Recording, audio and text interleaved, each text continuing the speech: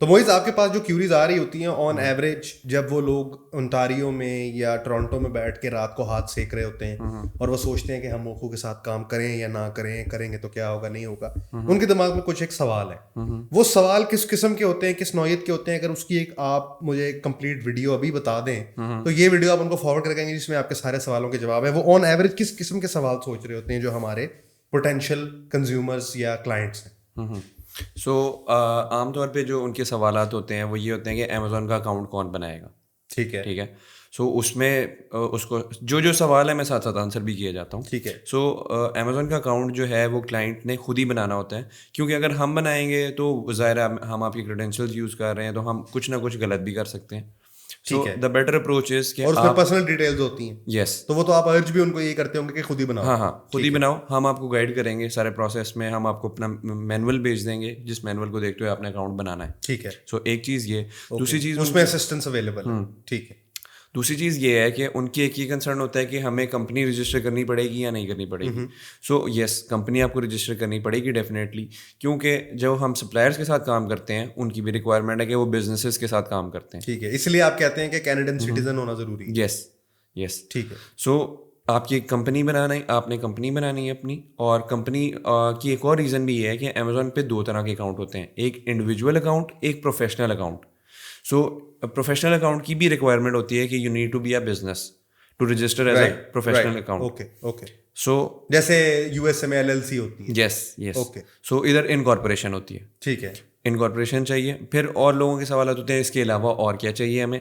इसके अलावा आपको जीएसटी नंबर चाहिए होता है फॉर द टैक्सेस पर्पसेस, और इसके अलावा आपको वेबसाइट चाहिए। जीएसटी वाली चीज़ भी थोड़ा सा मैं क्लियर करता हूँ कि जीएसटी नंबर इसलिए चाहिए क्योंकि कनाडा में टैक्सेस थोड़े कॉम्प्लिकेटेड है। ओके। कि you pay the taxes to the suppliers and you collect the tax from the customers through Amazon.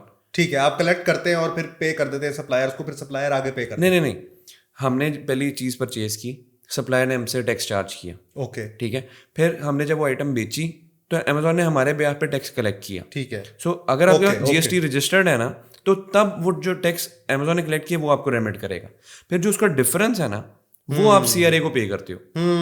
Positive इतना टैक्स आप ऑलरेडी पे कर चुके हैं, आप ये डिफरेंशियल पे करना है या उसने आपको करना है और आपने क्लेम कर लिया। Yes. Okay okay, tax claiming. Yes. ठीक है। और अगर आप जीएसटी रजिस्टर्ड नहीं, कनाडा में मेरे ख्याल टैक्स में गेम तो नहीं हो सकती। हो जाती है, हर जगह होती है टैक्सेस में, तो हर जगह गेम होती है। जब आपके लोग आपसे यही वाला सवाल करते हैं, आप उनको वैसे गेम सजेस्ट करते हैं, आप कहते हैं सीधे चलें? नहीं, हम तो यही प्रेफर करते हैं कि सीधे ही चलें। ठीक। अगर आप लॉन्ग टर्म में चलना चाहते हैं, खांचा मारना है, लॉन्ग टर्म में चलना हो तो सीधे ही चलना पड़ता है। Yes. Very good. Yes, good approach. ठीक। और जो ये जीएसटी वाले टैक्सेस वाले हैं ना, इसमें आप खांचा मार भी नहीं सकते हो। ठीक है। इसमें वरना ऑडिट खोल ही जाता है आपका। ठीक है। जो आपकी फेडरल टैक्सेस हैं उसमें लोग खांचा मारते हैं, और हम तो उसमें यही सजेस्ट करते हैं कि खांचा अगर मारना भी है आपने तो आप इस तरह कर लो कि जो आपके नॉर्मल लाइफ के खर्चे हैं वो आप बिजनेस में डाल लो, मैक्सिमम ये कर लो। अच्छा, जैसे आपने ट्रैवलिंग की है, आप कहीं घूमे फिरे हो, दूसरे शहर से ले गए हो, सीईओ को जरूरत थी यस आईफोन की, हाँ, तो कुछ इस तरह की चीज़ें ऐड कर लो। अदर देन दैट फ़ायदा नहीं है लॉन्ग टर्म में चलने का, क्योंकि एक बार ही उनके ऑडिट खुल जाए और वो ना हो पाए तो वो आपके लिए मसला बनेगा, वो लॉन्ग टर्म में प्रॉब्लमेटिक हो। यस। ठीक है, तो जीएसटी वाली चीज़ हो गई। उसके बाद उनका क्या सवाल और होता है? और कि इसके अलावा और क्या रिक्वायरमेंट है, तो वेबसाइट की एक रिक्वायरमेंट होती है, आपको वेबसाइट चाहिए आप होती उनको है। हेल्प कर देंगे? उसके लिए हम आपको कनेक्ट करा देंगे, बट वो एक एडिशनल या एक्सटर्नल कॉस्ट है, वो आपको बेयर करनी है। डेफिनेट। अच्छा, इसमें ये है कि जब भी आप क्लाइंट ऑन बोर्डिंग करते हैं तो आपने मुझे पहले भी बताया है और मैं उसको रीइटरेट करना चाहूंगा, बजाय इसके कि आप उसी की बचत में से अपना फायदा करने के सोचे, आप एक्सप्लिसिटली ये बताते हैं कि ये कॉस्ट आएगी और इस काम के लिए मुझे ये चीजें दरकार है। यस। और वो आप खुल के कॉस्ट उनको बता देते हैं। लेकिन कभी कभी आपको ऐसा लगता है, वैसे इंट्यूटिवली ये फीलिंग आती है कि यार रख ही लेते तो क्या था? नहीं आती, वैसे ऑनेस्टली स्पीकिंग नहीं आती। अच्छा, अब नहीं आती कि कभी भी नहीं आती? नहीं, पहले आती होती थी। पहले हम ये करते होते थे कि जिस तरह कोई कनाडा में बंदा है, उसको डॉलर चाहिए तो उसमें थोड़ा रख लिया, कुछ इस तरह की चीजें करते हैं। हाँ, सर्विस फीस ले ली उससे। बट अब हम इन मामलात में पड़ते ही नहीं है। ठीक है। जो हमारे डोमेन में नहीं आते हम उनमें जाते ही नहीं। हम जो आपको आपकी बता देते एक्सपर्टीज हैं, नहीं। यस, हम आपको बता देते हैं कि अच्छा ये वेबसाइट वाला बंदा है, आप खुद इसे डील कर लो। ये भी वो उस केस में अगर आपको हमसे चाहिए। Other than that you are open, आप अपने ऑन पे करना चाहते हो बना लो। Yes, good for you. लो होस्टिंग जो भी कर रहे हैं करो। बिल्कुल ठीक। सो वेबसाइट चाहिए, और वेबसाइट के साथ ही लिंक्ड है डोमेन ईमेल्स। हमें डोमेन ईमेल्स चाहिए होती हैं आपके एंड से।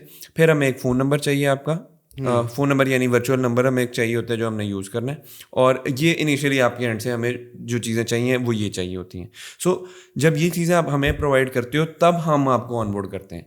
सो जो ये सारी कॉस्ट है, लोगों का अब ये भी कंसर्न होता है कि ये भी शेयर्ड कॉस्ट में आनी चाहिए, बट हम आपको यही बता रहे हैं कि हम आपको ऑनबोर्ड ही तब कर रहे हैं जब आप ये चीज़ें प्रिपेयर करके आए हो, जब आप अब आप रेडी होके आए हो कि अब आप वाकई बिजनेस करने आए। ठीक है। So, हम स्किन इन द उसको गेम आपकी है, क्योंकि अगर आपने एक बंदे पे 6 महीने अपना पेरोल स्पेंड करना है, तो इसका मतलब ये है कि वो एटलीस्ट ये $200-300 की कॉस्ट तो भरने के काबिल हो ना, इसी से आपको उसकी सीरियसनेस का पता चले।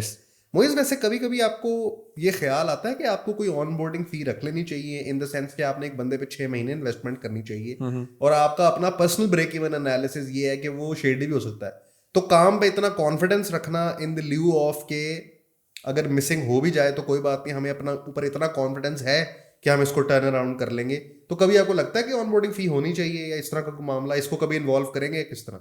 अच्छा, अभी तक जो हमारे पास जो सीरियस इन्वेस्टर्स आए हैं उनका रिटेंशन रेट अभी अल्लाह का लाख लाख शुक्र है कि वो 100% है। यानी कि कोई आपको छोड़ के नहीं जा, अभी तक कोई भी छोड़ के नहीं लग गई।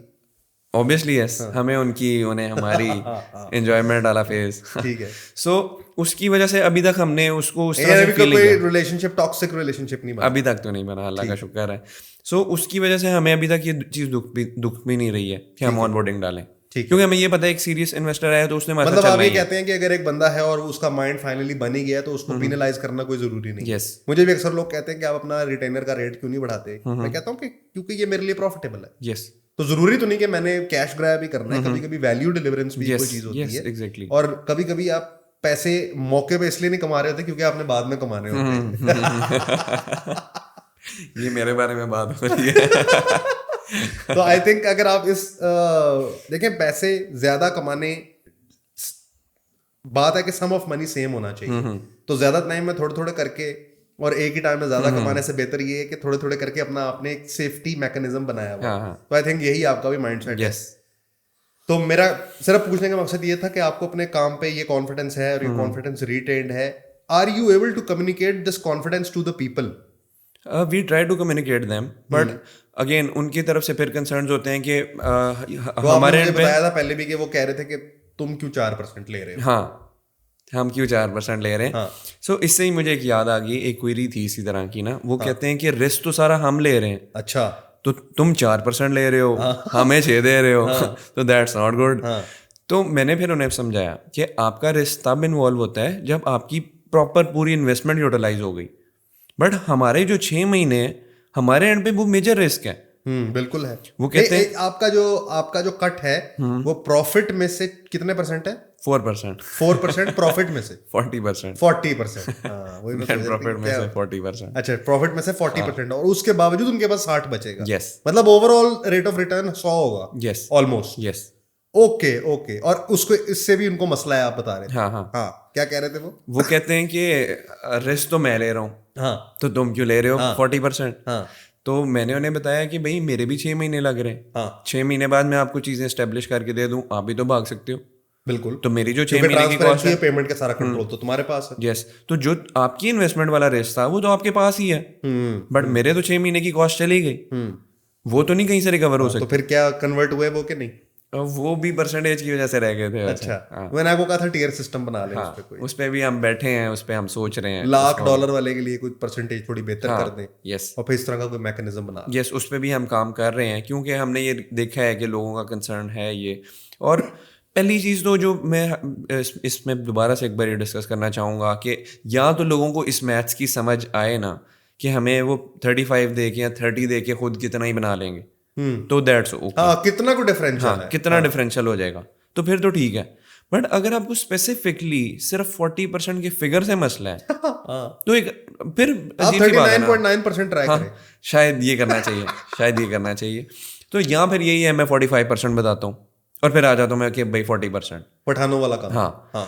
बट हम आपको डे 1 पे ही वही चीज चाह रहे हैं। आई थिंक अगर आप इस पे मुझसे मशवरा लें, क्योंकि मैं आपका बिजनेस कंसल्टेंट भी हूँ थोड़ा, अगर आप मुझसे मशवरा लें तो मेजॉरिटी ऑफ पाकिस्तानी माइंडसेट ये है कि मैंने ये बताया था तो मैंने डिस्काउंट ले लिया। मैंने देखा है कि अमीर तरीन औरतें भी जो हैं वो सैफायर की सेल में एक दूसरे को लड़ मार रही होती है 10-15% के पीछे, जो शायद वो मतलब कि रख के भूलने वाले वो पैसे हैं। लेकिन हमारा एक माइंडसेट है कि मैं कुछ छुड़ा लेने पैसे, मैंने कुछ छुड़ा लिए। तो इसके बजाय ना आप एक इंग्लिश कंपनी की तरह ही एक्ट करें जैसे कि आप ऑलरेडी कर रहे हैं, और अपनी प्रोडक्टाइज सर्विस को कहीं पे पब्लिश कर दें कि ये हमारा मेन्यू कार्ड है, इससे आगे बात होगी। मतलब ऐसा नहीं होता कि आप प्रीमियर प्रो एडोबी लेने जाएं और उसको कहें कि मैं बिडिंग करें नीचे। ये कोई बिडिंग वॉर तो नहीं है ना कि नीचे लिख दें आपके, वो कहता है साल के लिए लोगे तो इतने का दूंगा, महीने के लिए लोगे तो इतने का दूंगा, 3 साल के लिए लोगे तो इतने का दूंगा, यही पैकेजेस हैं कि ओके बाय। क्योंकि मोखू जो सर्विस दे रहा है, जो प्रोमिस कर रहा है, जो क्लेम्स कर रहा है, वो दुनिया में कोई और अमेज़न कंपनी नहीं कर रही, इसलिए मोखू की जो कट्स हैं वो भी फिक्स होने चाहिए। और वो इससे आगे अगर बात करनी है तो बात करेंगे, नहीं तो वो देखो बिटकॉइन जाओ ले लो, वो देखो फलाने इन्फ्लुएंसर का ग्रुप ज्वाइन करो और उसमें टिप्स एंड ट्रिक्स सीखो और अपने पैसे लुटाओ, कोई मसले की बात नहीं।